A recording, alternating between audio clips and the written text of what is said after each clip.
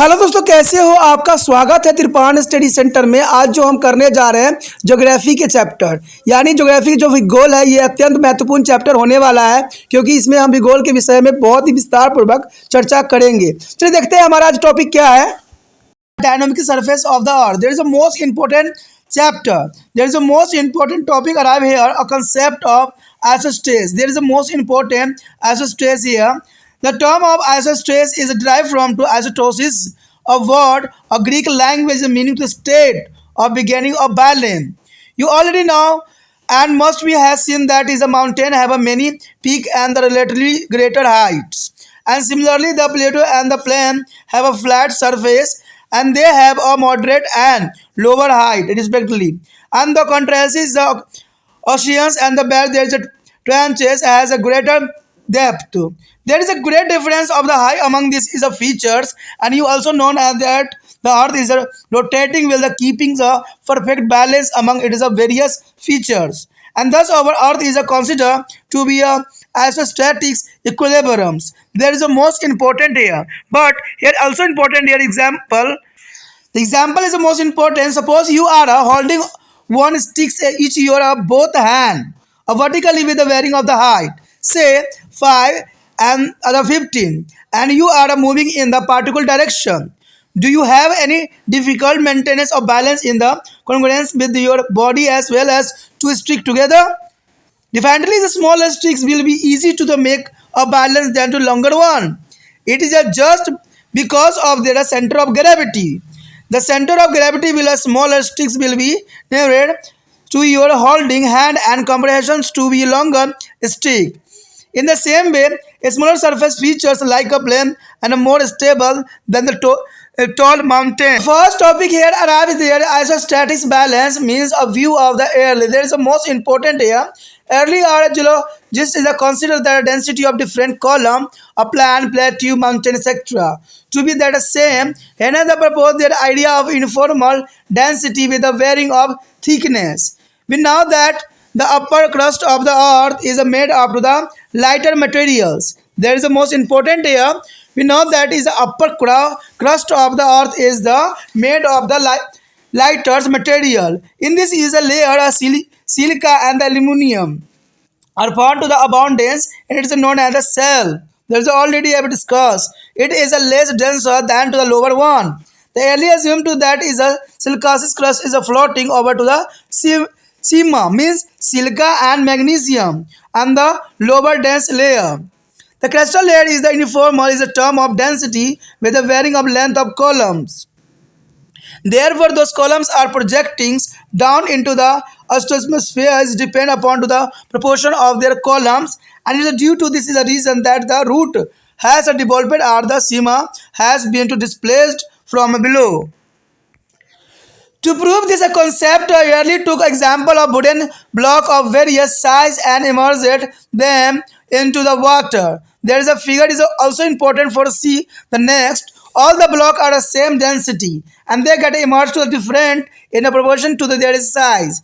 In the same way of higher a feature with a great higher seam on the surface of the earth have a deeper roots and where is short in length as a shorter roots is bent there. It is the concept of root which is standing there higher evolutions. He is of the opinion that there is a landmass and the floating like a boat is the substratum in the magnetical astrosphere. According to this concept, the roots bend the Mount Everest is would be a 8848x and the 8. There is a mean to the 70,784. There is 70,784 meters below their sea level. On this base, yearly has been the criticized, and that is the root is not possible to be at such a great depth because the root is the materials will be melt due to higher temperature found at that depth. Here show the most important diagram here illustrations of the concept of yearly isostasis. There is the most important here the water level and the water level wooden to the piece of uniform density, and the second here a condition of the isostasis based on the elements and the as hormone. There is the most important the density is here 2.7 and the root also is sigma density is present, and potential platform also present on plant, mountains, plateaus, and sea level. There sea is a density as a 3.0. There is a most important diagram show in there.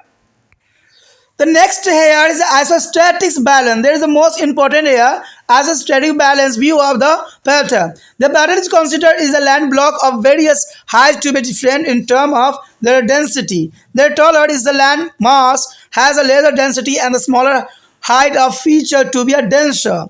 In other words, there is an inverse of the relationship between to the height and density. It is there is a higher is a column, density will be a lesser, and if there is a shorter column, the density is will be higher. Assume there this is to be true to be accepted that all the block of different height get a compensated at a content or depth into the subterms, and in this is a well is a line is a beginning or democrated, and democrated is above which is there is a equal pressure with the varying two heights, and thus the Demno answered that root concept of early and the accepted the concept of a level of compensations, and for providing his concept he took a number of metals bars of varying to density with the same weight and put them is into the mercury. There is a show in this figure the next concept. In this way to the form a line by the all those is a var which is gradually to be their level of is a compensations. There is the most important here. Here show the most important diagram experiment of the concept of the parda of the isostasis. Here is the most important here isostasis is the experiment here. The first here is the lines of the compensations here and mercuries, and there is a black shaded is a mercuries here present, and there is a lead is a very less than, and the iron is the more than to the leads, and there is antinomian there is iron is a more than. That a zinc is the less than for the antinomian. There is the most important so of here of pattern and isostasis experiment. There is the most concept here, and the illustration of the lithosphere of the black began to the compensations here are interior planes, plateaus, coastal plain, and the sphere. There is the left of the composition here. There is the most important diagram show on there. Here shows the difference in the view of the RS and path. There is the most important difference here. There is exam view, and the difference between to the view of the Aries and the paths can be more clear be represented in the tabular form. That is the most important. The first here the view of the aerial there, and second view of the partha. There is the informal density of crystals is the materials. There is view of aerials, and second here view of the path. The various density of crystal is a material here, and the first here is the varying the depth up to which is the root of penetrate. There is the most important, and second the pada here is the informal depth up to which is the crystals and materials reaches, and the next here is the deeper root below to the mountain and a smaller depth of plan. And the second here no root of formation but the level of the composition. There is the most important here. The second, there is the most important here, a global isostatic adjustment. There is the most important C part here, a global isostatic adjustment.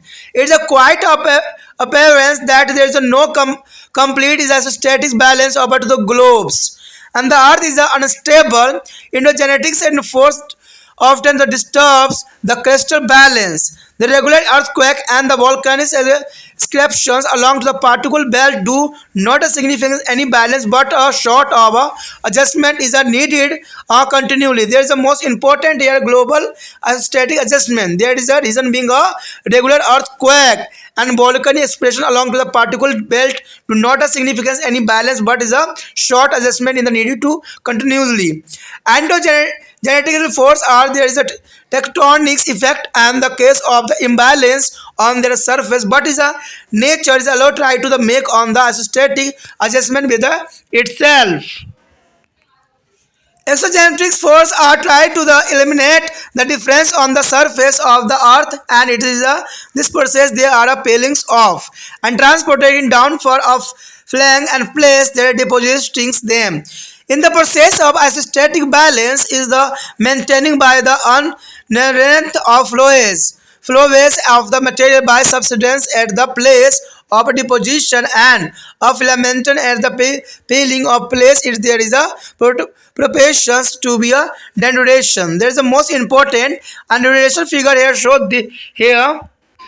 This diagram is a mechanism of isostatic adjustment. There is the most important. Show this diagram is a demonstration of mountain range. The mountain range is showing the slope is a rises here and transportation is a slanting here and deposition also here and subsidence is a backward of the earth and the sigma and substratum and the flow waves they are most important. There are so a mechanism of isostatic adjustment in this diagram.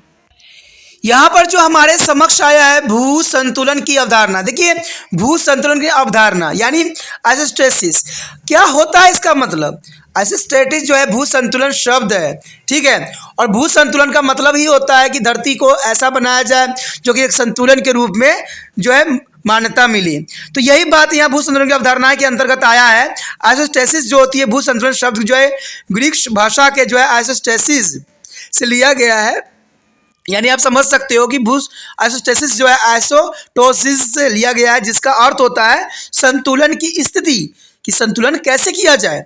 आप जानते हैं और आपने देखा भी होगा कि पर्वत के बहुत शिखर से होते हैं और उनकी ऊंचाई भी अधिक होती है और इसी तरह से जो है पठार का ऊपरी भाग सपाट होता है और मैदान समतल होते हैं और पठारों की ऊंचाई सामान्य जबकि मैदानों की बहुत कम होती है। तो इसमें कोई दो राय नहीं है, आपने देखा भी है और जाना भी है कि अगर हम पर्वतों की बात करें तो काफ़ी ऊंची होती है, शिखर होती है, लेकिन मैदान जो होती है समतल होती है। अगर पठार की बात करें तो थोड़ा सपाट होता है। तो पठारों की ऊंचाई सामान्यतः जबकि मैदानों की बहुत कम होती है। इसके विपरीत समुद्री तलों और खाइयों की गहराई बहुत अधिक होती है, ठीक है। आपने देखा भी होगा कि समुद्र के तले जो होती है काफ़ी गहरी होती है और खाइयाँ भी बहुत बड़ी बड़ी गहरी होती है। इन सब ऊंचे वाचक ऊंचाई में बहुत ही अंतर देखने को मिलता है और आप भी जानते भी हैं कि पृथ्वी अपनी धुरी पर परिभ्रमण सदैव करती ही रहती है और उसने अपने विविध लक्षणों के संतुलन बना भी रखा है। अंत हमारी पृथ्वी की समस्थिति की जो है अवस्थाओं को माना जाता है, यानी पृथ्वी स्वयं ही अपने आप को बैलेंस करना जानती है क्योंकि इसका एक फिनोमेनन होती है। जैसे हमारा शरीर जो है हर चीज़ों से पहले लड़ती है, अगर लड़ने में सक्षम नहीं होती है तब जाके ये हार मान जाती है। उसके पश्चात अगर हम इस बात को उदाहरण से समझे तो ये काफ़ी आसान रहेगा। मान लीजिए आप अपने दोनों हाथों में विभिन्न ऊंचाई जैसे कि 5 और 15 इंच की बाले लंबत टुकड़े सीधे पकड़े हुए एक निश्चित दिशा में जा रहे हैं, यानी एक 5 मीटर है और एक के 15 इंच है, यानी 5 इंच और 15 इंच की कोई भी वस्तु ले लीजिए, ठीक है, और लंबत टुकड़े को सीधे पकड़े हुए आप निश्चित दिशा की ओर जा रहे हैं। क्या आपको अपने शरीर और उन दोनों टुकड़ों के सामने सामंजस्य बिठाने में कई कठिनाइयाँ होती है? तो आप निश्चित रूप से लंबे टुकड़े की अपेक्षा छोटे टुकड़े को जो है साथ संतुलन बनाए रखना आसान होगा। ऐसा गुरुत्व केंद्र के कारण ही होता है, यानी छोटे टुकड़े को आप बहुत आसानी से जो है बैलेंस कर पाओगे, लेकिन बड़े टुकड़े को जो है बैलेंस करना थोड़ा सा आपको प्रॉब्लम कर सकता है, ठीक है। चाहे जितने मर्जी इंच हो, इसका कोई मतलब नहीं। अगर कोई डंडा आप सिंपली ले लो, ठीक है, एक कोई अगर छोटा होगा तो उसको बैलेंस करना आसान होता है, लेकिन जो बड़ा होता है उसको बैलेंस करना आपके लिए संभव नहीं रहता है। तो यही बात जो है यहाँ पर बताने की कोशिश किया जा रहा है कि ऐसा क्यों होता है।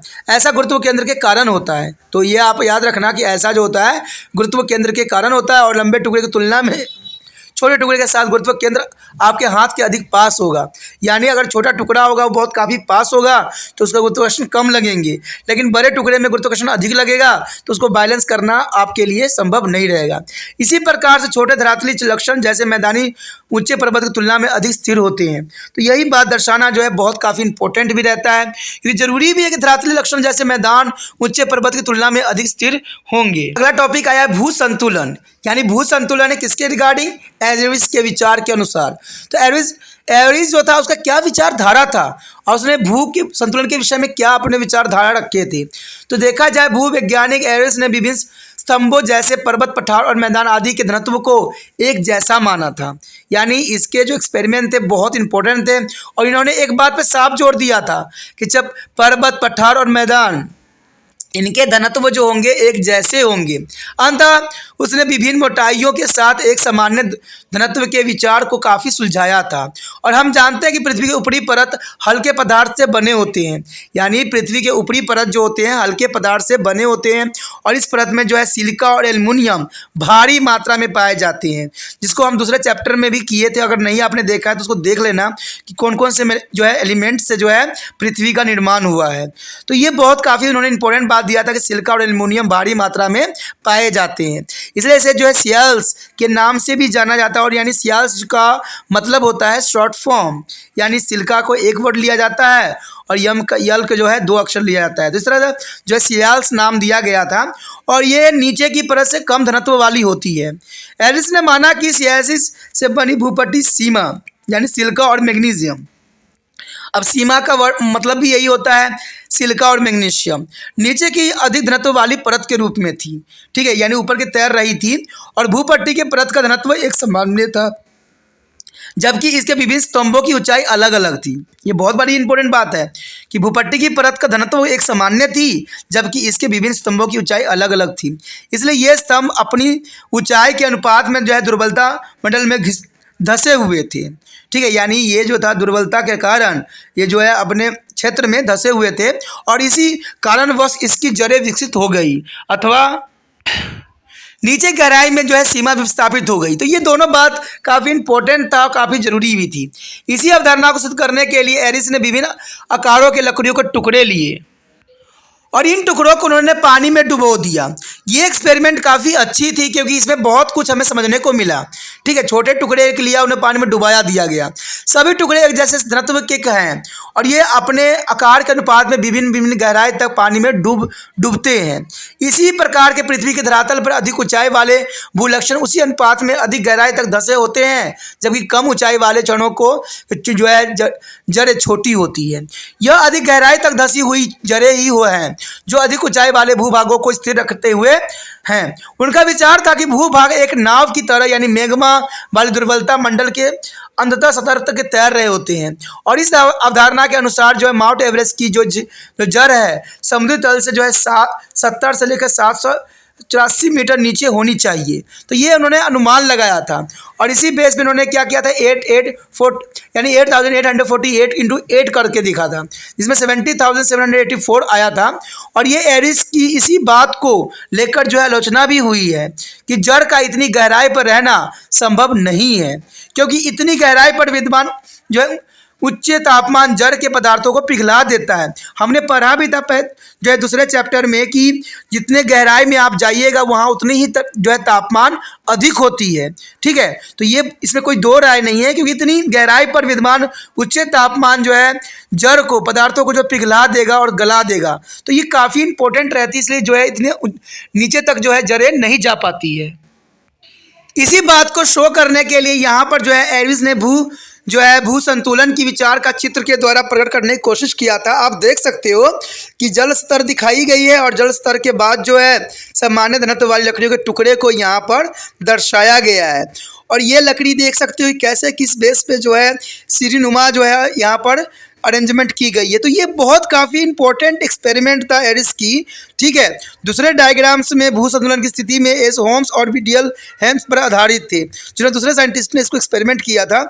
इसमें भी आप देख सकते हो कि पठार, पर्वत, मैदान यानी ये घनत्व जो है 2.7 दर्शाया गया था, और मध्य द्वीपीय जो होती है चबूतरा जिसको यहाँ पर दिखाया गया है, और जल स्तर भी आपको दिख रहा है, सागर निचले सतह पे दिख रहा है, और जहाँ सीमा जो है, और इसका जड़ें जो है इसी बेस तक यहाँ तो जाती है। तो ये डायग्राम भी बहुत कुछ जो है दोनों एक्सपेरिमेंट की तुलना करने के लिए पर्याप्त थी। यहाँ पर जो हमारे समक्ष आया है भू संतुलन, यानी भू संतुलन जो है पैट के विचार। तो पैट ने अपनी क्या विचारधारा रखा था भू संतुलन के अंतर्गत? कहते हैं प्रेट ने विभिन्न ऊंचाइयों के जो है भूभागों के विभिन्न घनत्व का मान रखा था, और ऊंचे भूभागों का घनत्व कम है, जबकि कम ऊंचाई वाले भूभागों का अधिक होती है। दूसरे शब्दों में ऊंचाई और घनत्व में जो है विपरीत संबंध होते हैं। अगर कोई ऊंचाई स्तंभ है तो उसका जो है घनत्व कम ही होगा, और अगर कोई स्तंभ छोटा है तो उसका घनत्व अधिक होगा। इसको सही मानते हुए उन्होंने स्वीकार किया कि विभिन्न ऊंचाइयों के सभी स्तंभों को जो है क्षतिपूर्ति स्तर की एक निश्चित गहराई पर हो सकता है और इस प्रकार के ये जो है सीमा रेखा खींच दी गई जिसके ऊपर विभिन्न ऊंचाइयों का जो है सामान्य दबाव पड़ा। अंततः उसने एरी के आधार पर या जड़ अवधारणाओं को खारिज कर दिया। यानी इन्होंने जो था जड़ अवधारणाएं जो बताई गई थी पहले, उन सभी बातों को जो है यहाँ पर खारिज कर दिया गया। क्षतिपूरक स्तर की जो है अवधारणाओं को स्वीकार किया गया जो कि काफ़ी इंपॉर्टेंट था। उसने अपनी अवधारणाओं को सिद्ध करने के लिए सामान्य भार वाली विभिन्न घनत्व की कुछ धातुओं को जो है छरों ली और उन्हें पारे में डाल दिया। जैसे कि हम चित्र में भी देखेंगे, इस प्रकार से इन छरों के द्वारा उन्होंने एक रेखा बना दी जिसे उन्होंने क्षतिपूरक स्तर माना। देखिए बहुत बड़ी इंपॉर्टेंट बात यहाँ पर बताई गई है कि उन्हें एरिस के आधार पर या जड़ अवधारणाओं को जो है उन्होंने साफ तौर पे जो है खारिज कर दिया और उन्होंने क्षतिपूरक उत्तर की अवधारणाओं को जो है स्वीकार किया और इसी पर उन्होंने एक एक्सपेरिमेंट किया जो कि एक्सपेरिमेंट यहाँ दिखाया गया है। यहाँ पर इस चित्र में आप देख सकते हो कि यहाँ भू संतुलन का जो है पैट के विचार का कई मायने में प्रयोग किया गया जो कि बहुत ज़रूरी भी था। अगर आप देख सकते हो तो बहुत क्लियर है। इन्होंने पारा का जो है एक द्रव्य पूरक लिया क्षतिपूरक स्तर को दिखाने के लिए उन्होंने सीसा, लोहा, एल्टीना और जस्ता को जो है क्रमबद्ध किया। तो सीसा जो था बहुत लोअर कंडीशन में था, उसके बाद जो है लोहा थोड़ा अपर में चला गया और एंटीमनी जो थी सबसे हाइयर था और उससे कम जो था जस्ता। तो इसी बेस पे उन्होंने एक्सपेरिमेंट किया जो भू संतुलन को जो है यहाँ पर साबित करता था। अगर हम स्थलीय टुकड़ों को क्षतिपूर्ति का चित्र के रूप में देखें तो आप देख सकते हो कि यहाँ आंतरिक मैदान और पठार के बीच में जो है एक बहुत बड़ी सीमा रेखा खींची गई है और तटीय मैदान और अपतट जो होती है बहुत छोटी क्षेत्र के रूप में दिखाया गया है। तो ये जो था पैट का सबसे इम्पोर्टेंट यहाँ पर जो है भू संतुलन का जो है दिखाया गया जो कि क्षतिपूर्ति के अंतर्गत आता था। यानी क्षतिपूर्ति के स्तर के विषय जो है इन्होंने बहुत अच्छा एक्सप्लेन करने की कोशिश किया जो कि पहले एक्सपेरिमेंट को जो है नकार दिया गया। यहाँ पर जो आपके समक्ष आया है एरी और पैट के विचारधाराओं के विभिन्नताओं को जो है सारणी के रूप में रखकर स्पष्ट किया जाने की कोशिश किया गया है। यानी दोनों में जो है अंतर देखने की कोशिश की गई है कि आखिर दोनों ने क्या विचारधारा रखा है। अगर हम एरी के विचारधाराओं की बात करें तो यहाँ पर साफ हो जाता है कि भूपट्टी के पदार्थों में एक सामान्य घनत्व थी। यानी भूपट्टी के पदार्थों में एक सामान्य घनत्व थी यानी डेंसिटी थी, लेकिन पैट के विचार के अनुसार भूपट्टी के पदार्थों के घनत्व में काफ़ी विभिन्नता होती है, यानी काफ़ी विभिन्नता पाई जाती है। दूसरी तरफ जो है एरी की विचारधारा ये थी कि विभिन्न गहराई जिस तक जड़ पहुंचती है, तो इस बात को इन्होंने काफ़ी अच्छी से बताई कि विभिन्न गहराई पर जिस तक जो है जड़ पहुंचती है। और पैट की विचारधाराओं के अनुसार ये बात साफ हो गया कि एक सामान्य गहराई जिस तक जो है भूपट्टी का पदार्थ पहुंचता है वहीं तक जड़ भी मौजूद होती है। अब देखिए दोनों की विचारधारा कई मानने में कई हद तक सही भी थी। पर्वतों के नीचे गहरी जड़ और मैदानी के नीचे छोटी जड़, ये एरिस की विचारधारा था। यानी पर्वत के नीचे गहरी जड़ होती है और मैदान के नीचे छोटी जड़ होती है। तो ये एरिस ने इस बात को साफ शब्दों में कहने की कोशिश किया, लेकिन पैट की विचारधारा के अनुसार ये था किसी प्रकार की जड़ नहीं परंतु क्षैतिजपूरक स्तर का होना अत्यंत महत्वपूर्ण होता है। तो ये दोनों बातों जो है काफ़ी मानने में जो है जड़ों की अवधारणाओं को प्रस्तुत करने के लिए जो है काफ़ी अच्छी विचारधाराओं में से एक थी। उसके पश्चात हमारे समक्ष है भूमंडलीय भू संतुलन सामंजस्य। यानी सामंजस्य क्या अर्थ है? यह बिल्कुल स्पष्ट है कि पृथ्वी पर जो है पूर्ण भू संतुलन नहीं है, तो इसमें कोई दो राय नहीं है। बहुत इंपॉर्टेंट बात है कि पूर्ण जो है भू संतुलन नहीं है। आपने देखा भी होगा कहीं पठारी क्षेत्र है तो कहीं जो है पर्वतीय क्षेत्र है तो कहीं समतल क्षेत्र है, तो इससे ये जाहिर होता है, साफ होता है कि भू संतुलन नहीं है। पृथ्वी पूर्ण जो है भू संतुलन संभव नहीं है। पृथ्वी जो है अस्थिर है और आंतरिक शक्ति जो है अक्सर भूपट्टी के जो संतुलन को सदैव भंग करती रहती है। यानी आंतरिक शक्ति जितनी भी है सारे के सारे जो है भूपट्टी के संतुलन को भंग कर देती है। एक निश्चित पेटी में जो है नियमित भूकंप और ज्वालामुखी जो है उद्भेदन असंतुलन को दर्शाती है। यानी भूकंप और ज्वालामुखी जो है असंतुलन को दर्शाने वाले कुछ एलिमेंट हैं। इसलिए लगातार एक प्रकार की जो है सामंजस्य की अवस्था बनी रहती है, यानी कन्फ्यूजन की अवस्था सदैव बनी रहती है।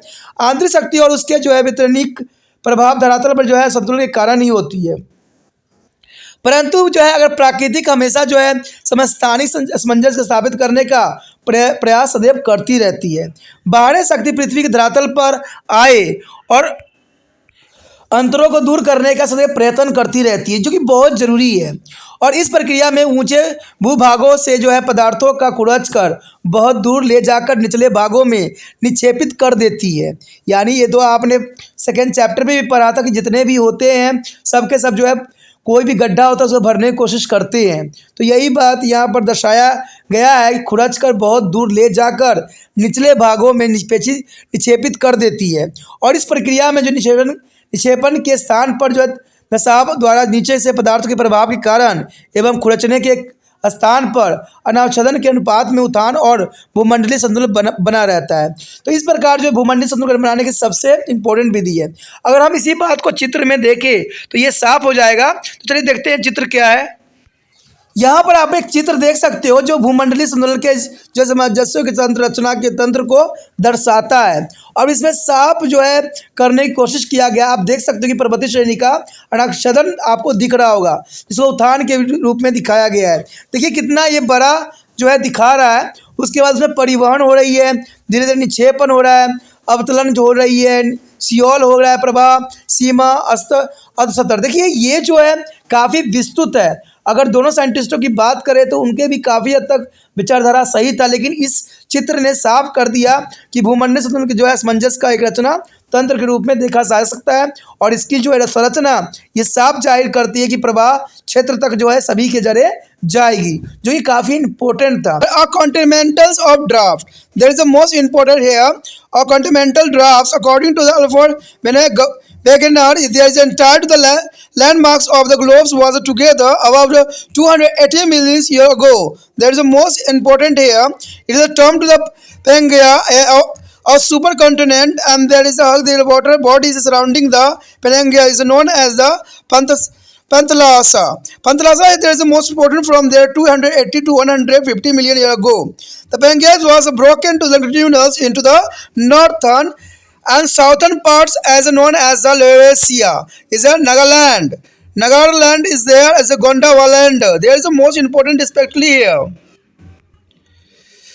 The both of them drifted away to the between to the Salween Sea as immersed by the feelings up their water from Panthasalas. It is known as the Theseus Sea. The later on there is a Laurasia and the Gondwana land is a briefs as a funny drafted to form to the present day of distribution of land and water on the earth. They are showing this figure. Here the show the more important is globes. There is the upper is the Carboniferous is the most important here. There is the longitudinal 180 to the 180 there side, and there is the most important show here. The next diagram here is the cosines. There is the most important here. Longitudinal same, but there is the cosines is the difference here. The next there is a altar is a Pleistocene is the most important here. Show as a diagram. Evidence of draft is a beggar is give to the number of evidence in a support of the unification of the landmarks in the geologic past. They are such which is cannot be neglected even today. There is the most important first dear law is the evidence of draft of Wegener is a jigsaw feat. Jigsaw feat is the most important law here. Eastern coastal of South America is identical to the western coastal of Africa, which feat to be contained is a depth in the ocean. To be contained is extend a coastal area and continental slabs has been to the modified by the oceans and the wave through the relations. So in this figure. In this figure, the show the most important here Greenland, Europe, and Northern America. And the next here, Africa and South America. There is a Wenger is a map of continental draft of fitting of their continent as a boarding to the Antarctica oceans. The next here is a geological similarity. There is the most important the mountain system of southern Antarctica is the coastal in South America and Africa, showing the similarity of the extensions in a both continent. And the next here is the coal and vegetation evidence. That is the most important here. The distribution of the coal and vegetation over South America, Africa, India and Australia prove that they are together is geologically past. Their classical is a glaciers is a deposit during to the Californias is a period over this is a landmarks is. They remember their each other which is the tell the story of togetherness and today and their lives are different is a climatical zone. Apart from above evidence put forward by the beginner and the other evidence is known as the letter, and also there is which support the idea of the continental draft. There is the most important. The next year, evidence from the paleomagnetism. There is the most important evidence from the paleomagnetism. And paleomagnetism is their study of the direction of pole through the edges. And the magnetical is a substitutable is a minerals and the like hematitis and the parotatis magnetic etc. They get realized in the magnetic pole of the earth and recorded in the solidification of the magma during that time. And it is a form that a periodic change have occurred and the pole have wandered which is not possible for the entire earth. Hence, it is the twist and the turn of the landlock and the not from the entire earth which has again explained that is the continent have shifted their positions. The next area sea floor is spreading. There is the most important sea floor spreading theory. The long there are mid-Antarctic days is a magma come out at the seabed and the get solidified. A new zone is formed and this is a process is a continuing sign millions of years. It is the leading of the deviations and the continental block. And the size of the Antarctic Ocean is increasing, which is a term as a sea floor spreading. It is a classical example of their shifting of continents. The explanation of the continent as a drop through sea floor as spreading and the study of the paleomagnetism is known as the commonly is a plate tectonics. There is tectonics is the most important here. A paleomagnetism also called there is a plate tectonic. There is the most important and here show this figure. In this figure is the most important the valley mountain here and continental crust and rise of magma and the upright. There is a second diagram also important here, the B.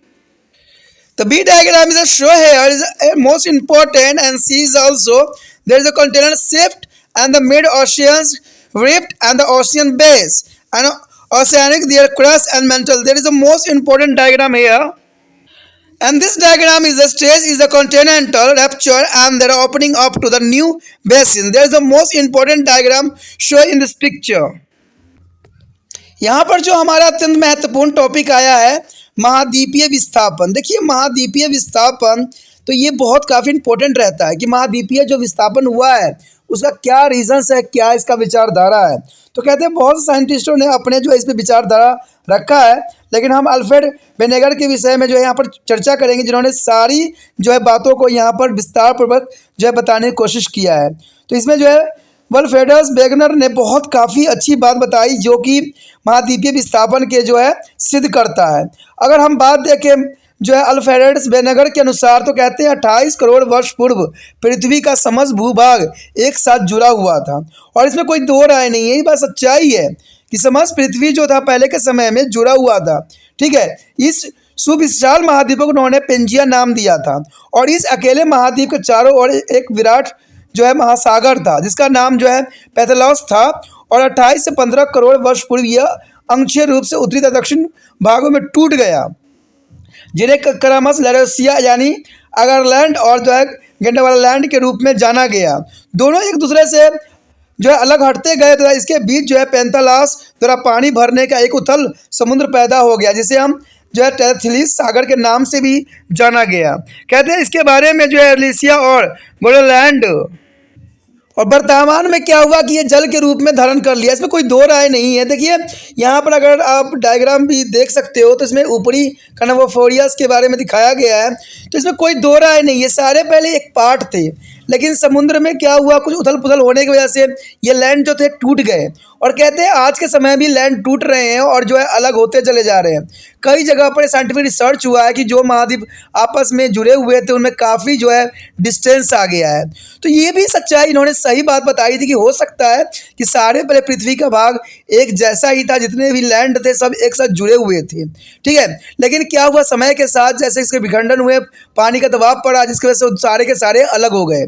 और ये diagram भी बहुत हद तक जो है इस बात को सिद्ध भी कर सकता है। उसके पश्चात यहाँ पर आ गया आदि न्यूनतम। देखिए इस बात में भी काफ़ी स्पष्ट दिखाने की कोशिश किया गया है कि आदि न्यूनतम में जो है कैसे जो है पृथ्वी पहले एक साथ थी और इसका धीरे धीरे जो हुआ विखंडन हुआ, धीरे धीरे जो है ये अलग होता चला गया। तो इसमें कोई दो राय नहीं है, ये बहुत काफ़ी डायग्राम जो है क्लियरिटी बता रही है। देखते हैं अगला डायग्राम क्या बताती है। अब देखिए यहाँ पर दूसरा जो डायग्राम आया है ये बहुत काफ़ी इंपॉर्टेंट है। कहते हैं पूर्व अभिन्यूनतन के द्वारा जो है पेंजिया बनी। तो इसमें देखिए कैसे जो है महाद्वीप धीरे धीरे अलग होते चले गए और ये बेनेगर पर आधारित थी। और इन बेनेगर ने बहुत ही काफ़ी इस बात को स्पष्टता के साथ यहाँ पर कहने की और बताने की कोशिश किया, जो कि प्रूव कर दिया कि पहले महाद्वीप जो थे आपस में जुड़े हुए थे।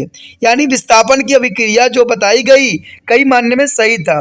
उसके और भी बातों को जो है हम आगे देखते हैं। चलिए देखते हैं अगला बात क्या बात है जो इसको प्रमाणित करता है कि पहले जो थे सारे लैंड एक साथ लगे हुए थे।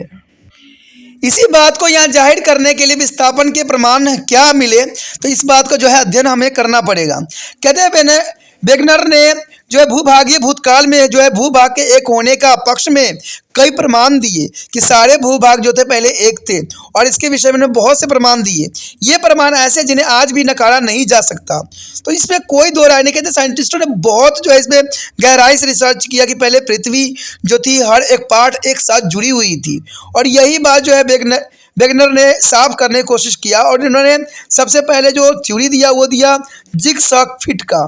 यानी जिगसॉ फिट के जो है अंतराल में क्या हुआ कि दक्षिण अमेरिका का पूर्वी तट अफ्रीका के पश्चिमी तट का सामान्य है, जो समुद्री में कुछ गहराई तक जाकर इससे अनुरूप हो जाता है, और कुछ सीमा तक जो है तटीय क्षेत्र और महासागरीय जो है निम्नगम तट समुद्री लहरों का यह बदल दिए गए। तो आपने देखा होगा कई चीज़ों की जो है प्राकृतिक भौगोलिक स्थिति एक जैसा ही होता है, और ये कई मायने में जरूरी भी है। तो हो सकता है ये सारे के सारे जो थे पहले एक थे, और ये एक होने के पक्ष में जो है सबसे अच्छा एग्जाम्पल जिगसॉ फिट का जो है थ्योरी है।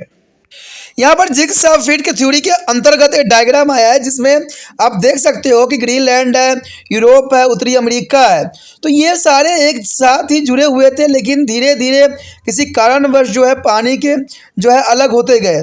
आपने अगर देखा होगा कि मान लीजिए कोई बर्फ़ का क्षेत्र होता है, तो जहाँ से बर्फ़ जो है टूट जाता है तो वो जो है बर्फ़ अलग हो जाता है। इसी थ्योरी पे जो है ये बात साबित होता है कि पहले पृथ्वी के सभी पार्ट जो थे एक साथ थे। कहते हैं पहले कई साल पहले जो थे यहाँ पर सभी जीव जंतु रहते थे और एक साथ ही रहते थे। कई जीव जंतु जो है दूसरे क्षेत्र में भी पाए जाते हैं, तो इसका अर्थ है कि पहले ये सारे एक ही थे। तो ये सारी बातें प्रमाणित करने के लिए काफ़ी है, और ये बात और भी जाहिर कर देता है कि अफ्रीका, दक्षिण अमेरिका सब एक साथ थी। तो ये थ्योरी जो थी हमारा महाद्वीपीय विस्थापन का जो है वेगनर का जो है मानचित्र अंटार्कटिका सागर के सीमावर्ती महाद्वीपों के एक दूसरे के अनुरूप होने को जो है दर्शाया गया था, जो कि काफ़ी इम्पोर्टेंट था और बहुत ज़रूरी भी था। उसके पश्चात हमारे समक्ष आता है भूगर्भीय समानताएं। देखिए भूगर्भीय समानताएं क्या होती है। कहते हैं ये एविडेंस के रूप में देखा जा सकता है कि दक्षिणी अमेरिका और अफ्रीका में जो है दक्षिणी अंटार्कटिका तट के पर्वत तंत्रों के दोनों जो है महाद्वीपों में विस्तार की जो है समानताएं देखी गई, जो कि बहुत काफ़ी इंपॉर्टेंट था। और इस बात को जाहिर करने के लिए जो था भूगर्भीय समानताएं बहुत काफ़ी अच्छा साबित हुआ, प्रमाणित साबित हुआ। और इसमें दक्षिण अमेरिका और अफ्रीका के बीच अंटार्कटिका तट के जो तंत्र थे वो दोनों के लिए विस्तार की समानताओं को दर्शाने के लिए ये पर्याप्त था। यानी भूगर्भीय जो थी अत्यंत महत्वपूर्ण थी, जिसके बारे में हम जाने हैं। उसके बाद कहते हैं कोयला और वनस्पति संबंधी प्रमाण। देखिए कोयला और वनस्पति संबंधी प्रमाण भी इस बात को है काफ़ी जाहिर कर देता है। कहते दक्षिणी अमेरिका, अफ्रीका, भारत और ऑस्ट्रेलिया में कोयला और वनस्पति का वितरण यह सिद्ध करता है कि भूवैज्ञानिक काल में ये एक साथ जुड़े हुए थे, और इस जो है भूभागों पर जो है कार्बोनिफोरस काल में उच्च स्तरीय जो हिमनदीय निक्षेपण एक दूसरे से मेल खाते थे, जिससे स्पष्ट हो जाता है कि एक समय एक साथ थे, आज के विभिन्न जलवायु क्षेत्रों में भी है। यानी ये सारी बातें जो है प्रमाणित करने के लिए पर्याप्त है कि पहले हिम नदियाँ निश्चित एक दूसरे से मेल खाते हैं। कई क्षेत्र की जो भाई आप देखिएगा कि वहाँ का टेम्परेचर, वायु दाब सब के सब कई मायने में दूसरे क्षेत्र से काफ़ी मिल रहे हैं। यानी हो सकता है कि ये जो भाग थे पहले एक साथ जुड़े हुए थे, लेकिन समय के कारण ये जो थे अलग हो गए। तो इस प्रमाण देने के लिए काफ़ी पर्याप्त थ्योरी थी। उसके पश्चात दिया गया था पूरा चुंबकत्व के प्रमाण, यानी पूरा चुंबकत्व के प्रमाण के आधार पे ये कहा जा सकता है कि पूरा चुंबकत्व विभिन्न युगों में ध्रुव की दिशा का अध्ययन है। यानी हम ध्रुव की दिशा जो है अध्ययन जो है पूरा चुंबकत्व के कारण ही करते थे, यानी मैग्नेटिक फील्ड के कारण ही जो है हमें इस पता चलता था कि जो है दिशा का कैसे है। यानी चुंबकीय से प्रभावित होने वाले खनिज जैसे हेमोटाइट्स, पेरिडोटाइट, मैग्नेटाइट आदि थे, पृथ्वी के चुंबकीय ध्रुव की सीध में होते हैं और उस समय मैग्मा और जो है धनी भवन में दर्ज हो जाते हैं। यह पता चला है कि इसमें समय समय पर परिवर्तन हुआ है और जो है ध्रुवों की स्थिति बदलती रही है, किंतु यह परिवर्तन संपूर्ण पृथ्वी के लिए संभव नहीं था। अंततः यह भूखंडों में परिवर्तन है, न कि संपूर्ण पृथ्वी में, जो कि सिद्ध करता है कि महाद्वीपीय अपनी स्थिति बदलते रहते हैं, जो कि बहुत ज़रूरी भी है। कहते हैं ये सारी बातें प्रमाणित करती है कि पृथ्वी पहले एक थी। अगर हम अगली पॉइंट की बात करें तो अगले प्रमाण के रूप में यही है कि समुद्री अर्धस्थल का वितारण। देखिए ये काफ़ी इंपॉर्टेंट थ्योरी थी। इसमें मध्य अंटार्कटिका कटक के सहारे मैग्मा समुद्र की सतह पर आकर ठोस हो जाता है। यानी मैग्मा जो होता है यहाँ पर आकर काफ़ी ठोस हो जाता है और इससे एक नए क्षेत्र का निर्माण होता है और यह प्रक्रिया लाखों वर्ष से चल रही है। यह महाद्वीपीय खंडों का जो है विचलन कर रहा है, जिससे जो है अंटार्कटिका सागर का आकार बढ़ रहा है और इसको ही समुद्री अर्धस्थल का ही जो है वितरण कहते हैं। यह महाद्वीपों के विस्थापन का एक अनूठा उदाहरण है। समुद्री अर्धस्थल के जो है विस्तारण और पुराने चुंबकत्व के अध्ययन द्वारा महाद्वीपीय विस्थापन के स्पष्टीकरण को ही सामान्य रूप से जो है प्लेट वितरणकारी के रूप में माना जा सकता है, कि जो कि बहुत ज़रूरी था। यानी जो है यहाँ समुद्री अर्धस्थल का वितरण काफ़ी अनूठी थी और काफ़ी अच्छा एग्जाम्पल था। इसी को हम डायग्रामेटिक समझने की कोशिश करते हैं। यहाँ पर आप देख सकते हो कि डायग्रामेटिक में जो है मैग्मा का उत्थान दिखाया जा रहा है, उत्थान और महाद्वीपीय भूपट्टी दिखाया जा रहा है और दरार घाटी, खंड, पर्वत, इस सारी चीज़ें जो है विस्तार रूप से समझने से इस बात को काफ़ी क्लैरिटी जो है हमें मिलती है। यहाँ पर दिखाया गया कि महाद्वीपीय कगार और मध्य महासागरीय दरार और महासागरीय आधार भी इस चीज़ को जो है काफ़ी प्रेजेंट कर रहा है। महासागरीय भूपट्टी, मैदान, ये सारी बातों को यहाँ दर्शाने की कोशिश कर रहा है कि पृथ्वी पहले एक जैसे थे। लेकिन देख सकते हो कि हर एक डायग्राम में कुछ बदलाव आपको देखने को मिल रहा है, तो हो सकता है इसका भी कारण जो है पृथ्वी अलग हुई हो। Most important topic arrive here, a plate tectonic. There is a plate tectonic here. The uppermost outer solid and reddish layer of the earth is called crust. I have already learned to the crust. There is a uppermost outer solid and greatest layer of the earth is called crust. It is a thickness as various is a considerable. It is as little as a 5 kilometer thick and beneath and the oceans at the some places, but under some mountain range it is extend up to a depth of 70 kilometer. The below the crust is the denser rock are found as known as the mantle crust. There is the most important here. Up to there is a depth of 70 kilometer. Below there is a crust is a denser rock are found is known as there a mantle crust. This upper part of mantle up to the average depth is 100 km from a surface is a solid. There is the most important here. The below the crust denser rock are found known as the mantle crust. And this upper part of mantle up to the average depth of 100 km from to the surface is a solid.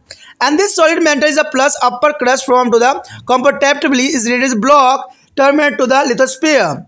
And the mantle is a practically is a molten is a between 100 to 250 kilometer depth. And this is the zone is a solid to the atmosphere is known as the Mohr discontinuity as a signification of the is a Mohorosis and the name of the semi-logist who discovered it is all this is a thing you have already read there a preview lesson. There is the most important here. The lithosphere is broken into the several block. There is the most important point here. The lithosphere is broken into a several block. This block is known as the plates, and which are moving over to the asthenosphere. Is there is a 7 major plate shown in this figure. Here show the most important is a subduction and there are separated side. There is a south and western Indian Ocean, that is Arabian plate, and there is the most of important land here is a separate for the time to time, and there is the most important diagram show in there. In this figure, they show the Eurasian plate, African plate, Indo-Australian plate, is a Pacific plate, and North America plate, South America plate, and the Antarctic plate. There is the most important here. Apart from this major plate is a minor plate, are about 20 in number. A few important among them here. The next is the Arabian plate, is the Philistine plate and Cusco plate and the Nazca plate and the Caribbean plate and Socotra plate, etc. And the major and minor plate is a continuity. There is a whole surface of the earth. The plate is a tectonic is the method or way understanding their land is a water distribution of the earth. Tectonics is a shorter of the movement of the plate through their movement. Internal forces are explained which are responsible for their distribution of the earth as a crust and formation of mountain chain and distributions of earthquake and volcanism. There is the most important here. But also important here a mechanism of plate movement. Here the mechanism of plate movement is the most important. The author is a Holmes and the British geologist is a 1928 to 1929 proposed that a conventional occurrence exit of underneath of the lithosphere. The center of the conventional is a current is not exactly known, but it is a belief that it has a average depth of the about 100 to the 250 kilometer below the surface. There is a most important here 100 to 250 kilometer below the surface. The inception of the current is initiated by the heat generation due to the radioactive minerals. Due to integrations and disintegration of the atomic minerals, heat is produced and hence the melting of surrounding rock. In this way, the current is started to operating, and this current are the classified into the rising and falling with the range and the convergence activity are respectively. There is a most important here. With the rising conventionally is a current is a transport of hot and viscous is a matter takes a place upwardly after reaching about 100 kilometers and below the surface that the current get a diverged as a leading to the spirit into the upper part. The molten is a materials, a penetrate is into the spirit and thus the creation of the new surface and the draft of their metamorphosis is the plate is the opposition direction. It happen below to the mid oceanics and whereas on the other hand two set of the rising thermal is a conventional is a current is a bearing two plate together and it is called convergent is a boundary where to the subdecations take place. The plate of the sphere are constantly in the motion because of conventionally is a current. There is a relative motion depend upon the force operating over them. The plate boundaries are a very important and significant structural feature. There is the most important here. The plate boundaries are very important and significant structural features and boundaries are very distributed and easy to identify. They are associated with the newly formed mountain system, oceans, ridges and terrains.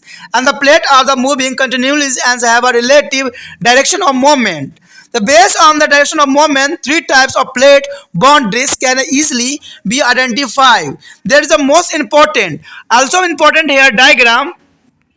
In this diagram, the types of plate is a boundaries here show in this destructive boundary, concentric boundary and destructive boundary. There is the most important here.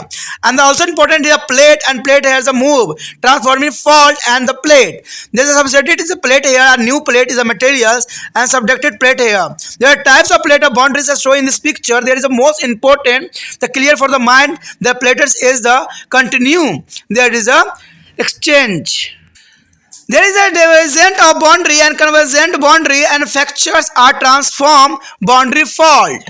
The conventionally is a current are causing due to the radioactives and this current is a get are diverted on approaching the crust layer. Leveraging to the current is a produce tensions or aid the contact zone of crust leading to the fracture. The magnetic material is penetrate into the fork stage as the get are solidified. This continued process is a push. There is a block is the opposite direction and create the new zone. The known as the zone of the construction. At the convergent boundaries, the two adjustment is a plate come to further and further closer to the each other and collides.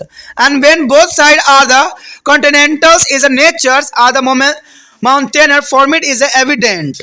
And then one of the two is a continentals and there is the other is a maritimes. Again, a mountain come into the begin along their boundary.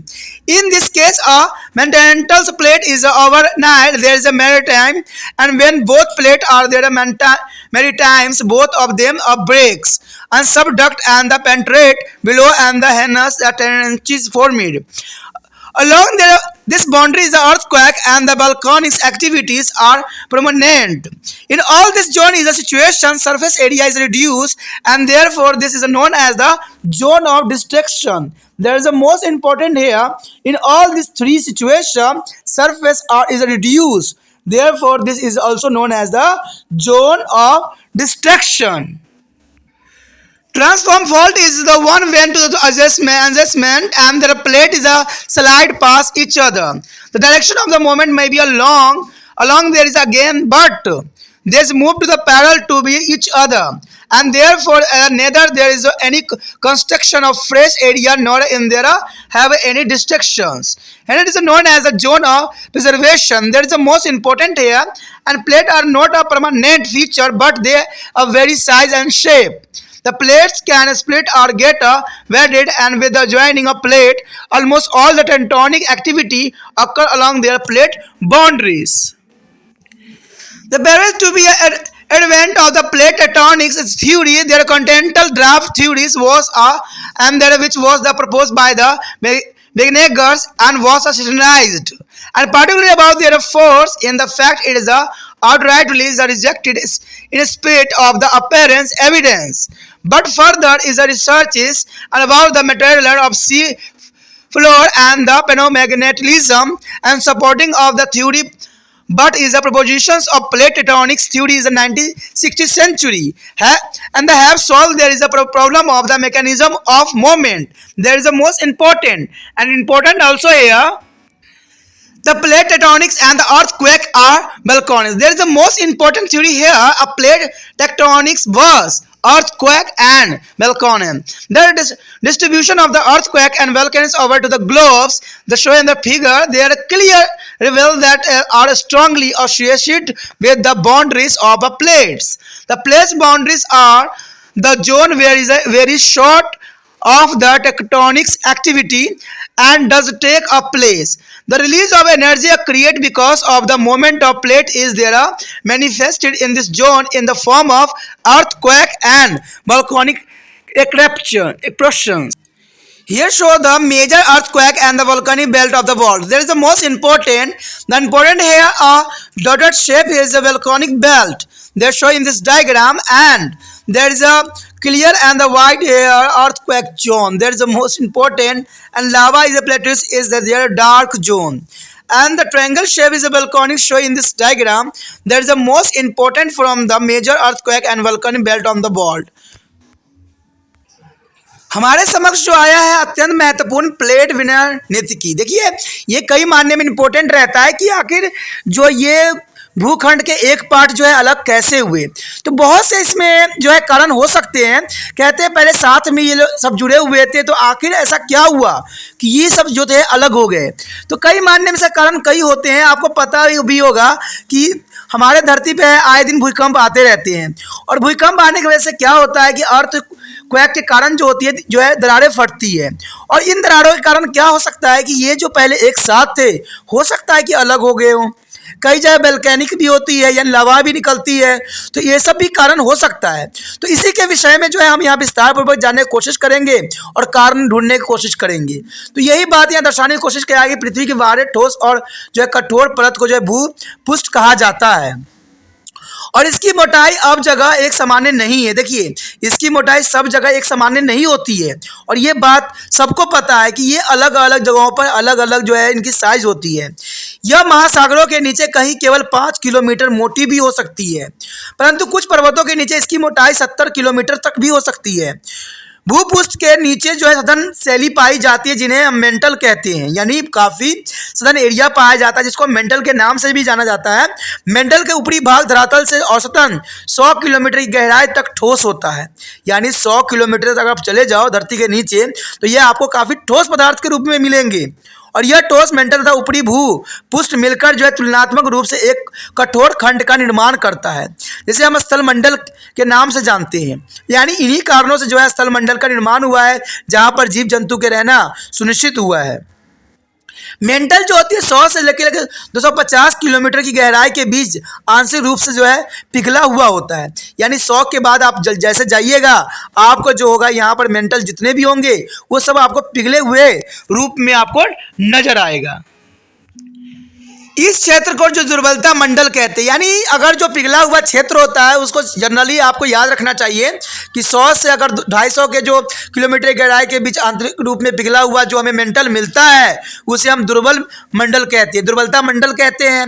और इसे मोह अस्तित्व भी कहते हैं, यानी इसको हम मोह अस्तित्व भी कहते हैं। और यह भू जो है कंपन वैज्ञानिक मरोविक का जो है संक्षिप्त नाम है, जिसने इसे खोजा था। और इस सब बातों को जो है आप पिछले अरे पढ़ भी चुके हो, अगर नहीं देखा है वीडियो तो पिछले वीडियो देख लीजिएगा, उसमें सारी बातों को जो है विस्तार पूर्वक चर्चा की गई है कि हमारे भूपट्ट में कितने तरह के एलिमेंट और उसका क्या महत्व है और कैसे जो है ये पिघल जाता है और किस क्षेत्र पे जाके जो है पिघला हुआ हमें मिलेगा और कैसे जो है साइंटिस्टों के जो है उपकरण है वो किस प्रकार जो है वहाँ जाते ही नष्ट हो जाता है और उनको अध्ययन करने में जो है नई कामयाबी मिल पा रही है। तो ये सारी चर्चा जो है हम पहले ही कर चुके हैं, अगर नहीं देखिएगा वीडियो तो आपको समझ नहीं आएगा। तभी कहते हैं हर एक वीडियो को जो है आपको अच्छे समझने की ज़रूरत है। एक वीडियो देख के आप नहीं समझ सकते कि आखिर पीछे क्या हुआ था। कहते हैं अधूरी जानकारी सदैव खतरनाक होती है, तो वो काम मत कीजिएगा। कहते हैं अगर देखना है तो अच्छे समझ लीजिए जो आपको कामयाबी की जो है सीढ़ियों पे ले जाए। अधूरी जानकारी जान के जो है कोई आगे कामयाब नहीं हो सकता है। आप लोग ये सोचते होते हो कि थोड़ा सा वीडियो देख लूँगा, थोड़े मिनट का देख लूँगा। दोस्तों आप बड़े क्लास में हो, +2 में हो, अगर +2 में अगर आप ये सोचिएगा कि 10 मिनट के वीडियो से आप 15 मिनट के वीडियो से हमारा काम चल जाएगा तो शायद आप गलत फहमी में हो, क्योंकि इतने मिनट से कुछ नहीं होने वाला है। आपको विस्तार पूर्वक जानने की ज़रूरत है, तभी हमारा भविष्य जो है उज्जवल होगा। क्योंकि हम अधूरे जानकारी के साथ पास तो हो जाते हैं लेकिन हमें समझ नहीं होता है। तभी तो आप कहीं भी क्षेत्र में चले जाओ आपको बेवकूफ़ बनाने वाले लोगों की कमी नहीं मिलेगा। कहते हैं आज की दुनिया में हर जगह जो है लोग एक दूसरे को बेवकूफ़ बनाने पर लगे हुए हैं। आप कहीं कहीं कुछ भी करने चले जाओ, अगर काम नहीं होगा तो पैसे लेके जेब में लेके बैठ जाएंगे, आपको देंगे नहीं। लेकिन अगर आप थोड़ा समझदार रहोगे तो आप 2 मिनट में पैसे निकाल सकते हो। तो ये सारी बातें आपको एक समझ के लिए ज़रूरी है, तभी कोई भी बात को आपको अधूरा नहीं रखना है, हर एक वीडियो को समझना है। अगर आप मेरे साथ जुड़े हुए हो तो हर वीडियो को समझना ही तिरपान स्टडी सेंटर के बच्चों को ज़रूरी है, क्योंकि आप हमसे जुड़ गए हो इसका मतलब तिरपान स्टडी सेंटर के जो है स्टूडेंट कहलाओगे और आपको हर एक बात को जो है विस्तार पूर्वक समझने की आवश्यकता है। तभी कहा जाता है कि अधूरी जानकारी सदैव खतरनाक होती है। यहाँ पर इस बात को दर्शाने के लिए देखिए एक डायग्राम शो है जिसमें जो है धसावर वाली क्षेत्र और विस्तार वाला क्षेत्र जो के रूप में यहाँ पर दिखाया गया है। कहते हैं अगर यूरेशियन प्लेट और टेंशन जो है अंटार्कटिका प्लेट को हम देखें तो इससे लगता है कि सारे एक साथ थे। और देखिए भारतीय प्लेट भी आपको दिख रहा होगा, ठीक है, ऑस्ट्रेलिया भारतीय प्लेट भी दिख रहा होगा। तो ये सारे जो थे एक साथ थे और प्रशांत प्लेट भी आपको दिख रहा होगा। तो ये सारी बातें जो है यहाँ पर इस बात को प्रमाणित करने के लिए काफ़ी है कि पहले सब एक थे, लेकिन समय के साथ जो है इसमें बदलाव होती चली गई और ये जो है अलग होते चले गए। तभी तो कहा जाता है कि हमारा जो है इतिहास में अगर देखिएगा तो महाभारत की स्टोरी सब दिखाई जाती है अगर इंडिया की बात करें तो, लेकिन वही बात अगर विदेशों में देखा जाए तो नहीं होती है। आखिर ऐसा क्यों? और कई जगहों पर यह बात को प्रमाणित भी मिलता है कि इस क्षेत्र में ऐसी चीज़ें हुई थी। तो ये सारी बातें इस बात को प्रमाणित करने के लिए पर्याप्त है कि पहले सभी एक साथ थे, लेकिन समय के साथ जो है ये अलग होते चले गए। अगर आपने मेडलफ का भी अगर रूल रेगुलेशन पढ़ा होता, जो ब्रिंग वाली स्टोरी बताई गई थी 10th क्लास में, तो वो बात भी दर्शाता है कि किसी कारणवश जीव जंतु जो दूसरे क्षेत्र में चले जाते हैं जहाँ पर उनको काफ़ी मात्रा में खाने वाले वस्तु मिल जाता है तो वो वृद्धि कर जाते हैं, ठीक है। तो ये ऐसा भी हो सकता है, इंसान पे भी तो ये चीज़ें लागू हो सकती है ना, कि किसी कारणवश जो है प्लेट दूर होती चली गई, इंसान भी उससे दूरियां बनती चली गई, जो जिस क्षेत्र में गया उस क्षेत्र के निवासी बन गया और वहीं पे फला फूला और अपना जीवन यापन करने लग गया। तो यही हो सकता है और यही प्रमाणित पूरी तरह से जो है सत्य भी सिद्ध होता है। यहाँ पर अगर देखिएगा तो यूरेशिया प्लेट दिख रहा होगा, अफ्रीकी प्लेट, जो हम अभी जो चित्र देखे तो उसमें सारी बातें दर्शाई गई थी। यूरेशिया प्लेट, अफ्रीका प्लेट, भारतीय ऑस्ट्रेलिया प्लेट, प्रशांत प्लेट, उत्तरी अमेरिका प्लेट, दक्षिण अमेरिकी प्लेट और अंटार्कटिका प्लेट। तो ये सारे के सारे प्लेट जो थे वहाँ पर विद्वान थे और बहुत ही जो ये दर्शाते थे कि सभी एक साथ पहले जुड़े हुए थे। इन मुख्य प्लेटों के अतिरिक्त कुछ छोटे छोटे प्लेट भी है जिनकी संख्या लगभग 20 है। इसमें से कुछ प्लेट इस प्रकार है: अरबी प्लेट, फिनोफिल plate, Cocos plate, Nazca plate और कोरेनियन प्लेट, स्कोशिया प्लेट। देखिए सारे के सारे जो है प्लेट कई मायने में इंपॉर्टेंट है। मुख्य छोटे प्लेट और संपूर्ण पृथ्वी के धरातल का निर्माण करते हैं।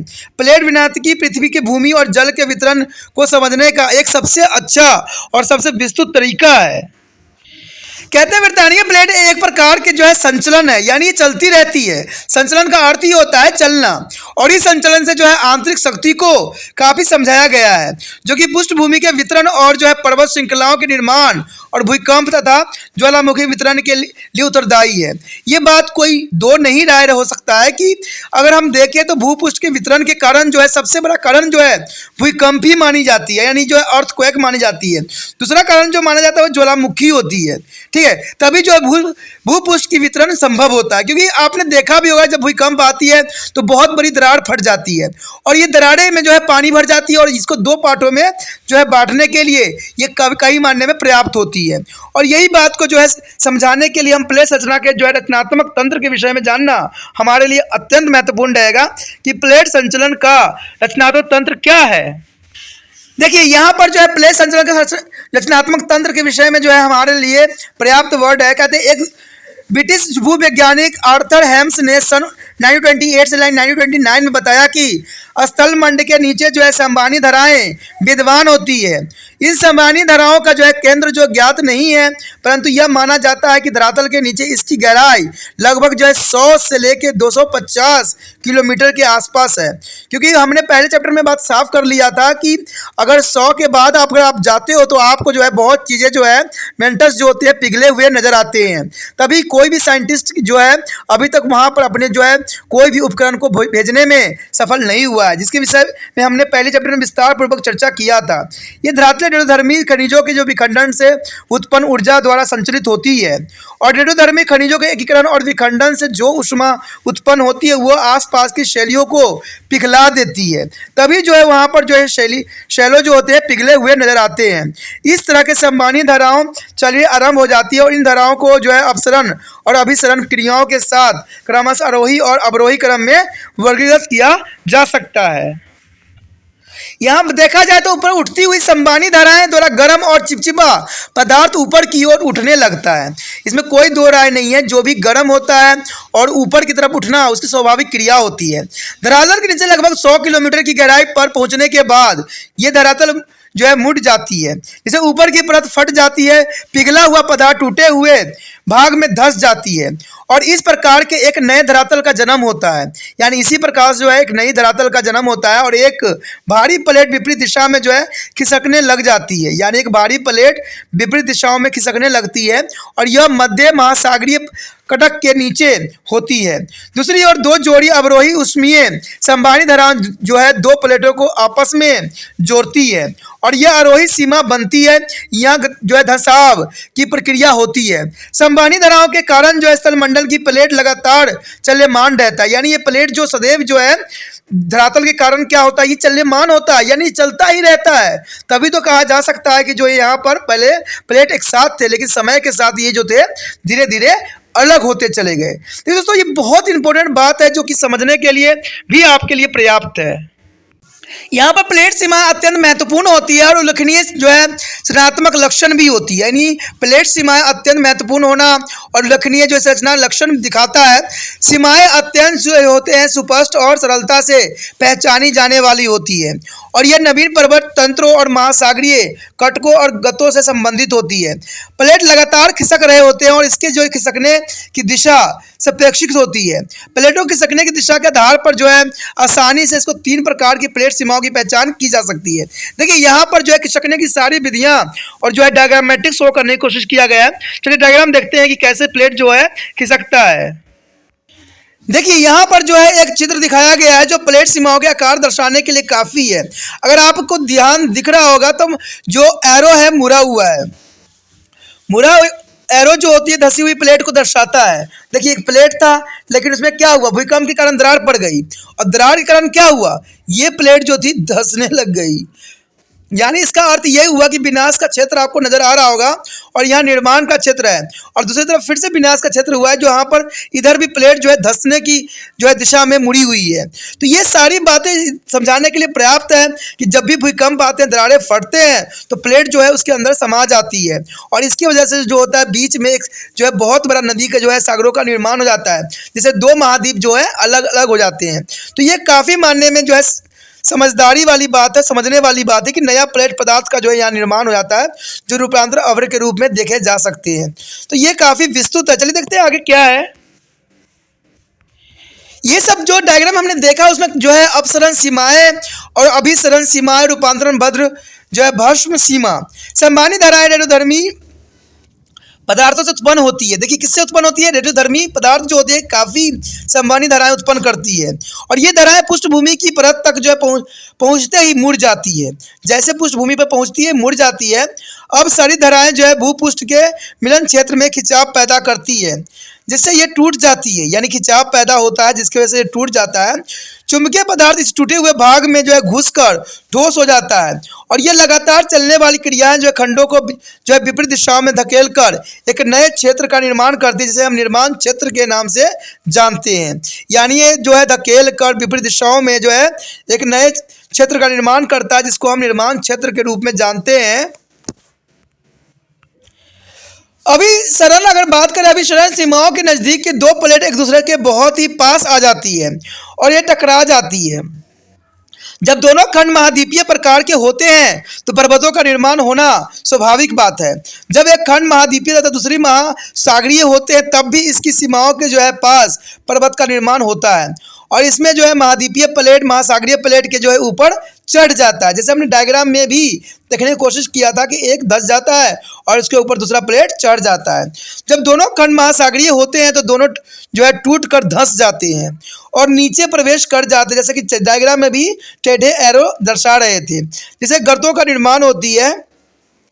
और इस प्रकार की जो है सीमाओं पर भूकंप और ज्वालामुखी जो है उद्भेदन प्रमुख होता है, यानी भूकंप और ज्वालामुखी का जो है अपना यहाँ पर विशेष रोल होता है।